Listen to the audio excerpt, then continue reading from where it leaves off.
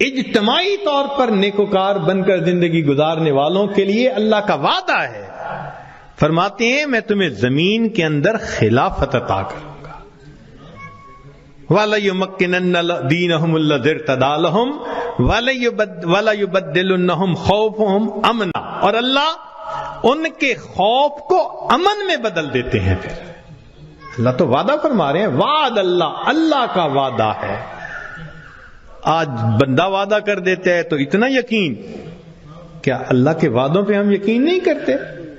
تو ہمارے زندگی کی کامیابی کا ایک ہی طریقہ ہے کہ ہم اللہ کے وعدے پر بھروسہ کر کے عہد کریں کہ اللہ آج کے بعد ہم نے نافرمانی نہیں کرنی. اب سوال پیدا ہوتا ہے کہ ہم صالحین میں شمار کیسے ہو سکتے ہیں؟ بہت آسان ہے. ذہن سے گناہ کے ارادے کو ختم کر دیجئے. ذہن سے گناہ کے ارادے کو ختم کر دیجئے. اللہ میں نے آپ کے کسی حکم کی نافرمانی نہیں کرنی اور جو کر چکا میں توبہ کر رہا ہوں. تو پہلا قدم کہ آئندہ گناہ کی نیت کو ذہن سے نکال دینا، اور دوسرا کہ اگر پھر گناہ ہو جائے تو پھر توبہ کرنا. بس یہ دو کام کر لیجئے.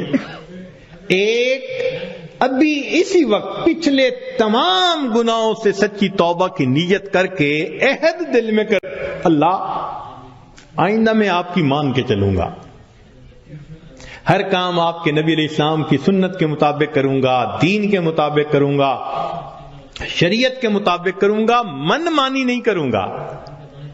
اور اگر بالفرض پھر گناہ ہو جائے تو پھر توبہ کرے.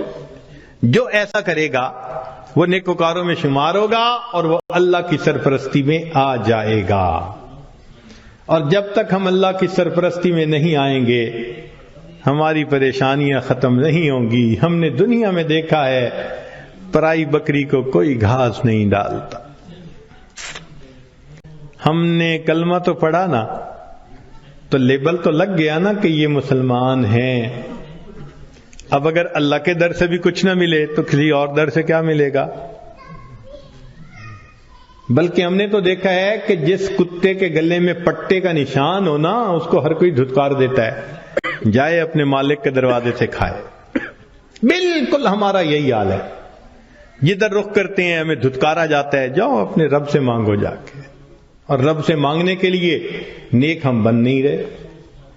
تو ہمارے پاس کوئی دوسری آپشن نہیں سوائے اس کے کہ زندگیوں کو بدلیں، نیکی پہ آئیں، اللہ تعالی ہمیں اپنی سرپرستی میں لے لیں. پھر اللہ تعالی ہمارے الٹے کاموں کو بھی سیدھا کر دیں گے، ہماری پریشانیوں کو اللہ ختم فرما دیں گے.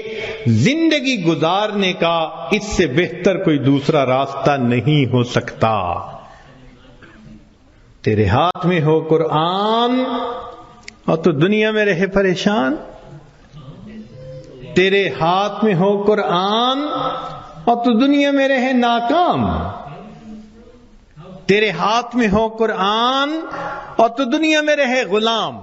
غلامی نفس کی ہو، شیطان کی ہو یا کسی انسان کی ہو. نہ ہمیں کہتا ہے یہ قرآن، اور میرے ماننے والے مسلمان، اقرا وربک الاکرم، تو پڑھ قرآن، تیرا رب کرے گا تیرا اکرام.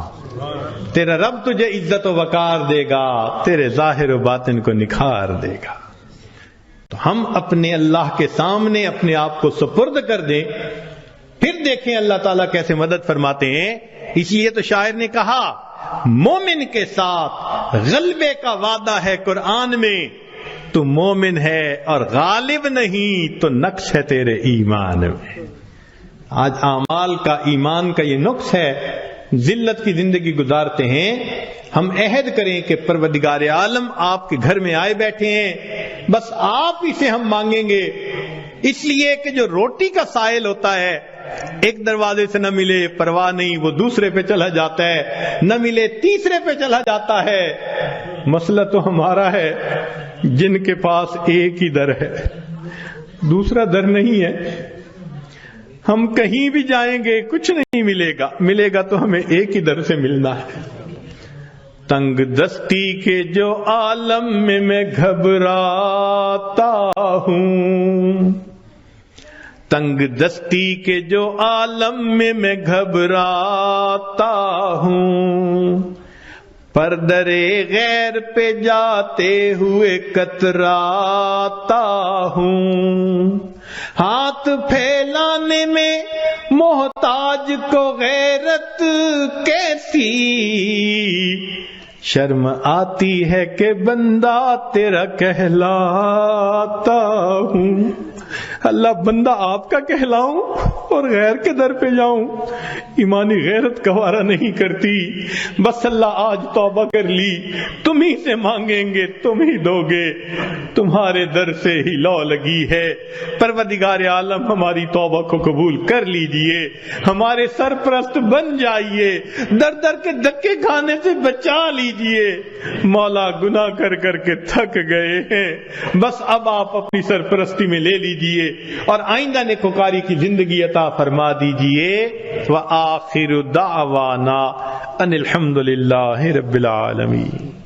لا الہ الا اللہ، لا الہ الا اللہ، لا الہ الا اللہ، لا الہ الا اللہ، لا الہ الا اللہ،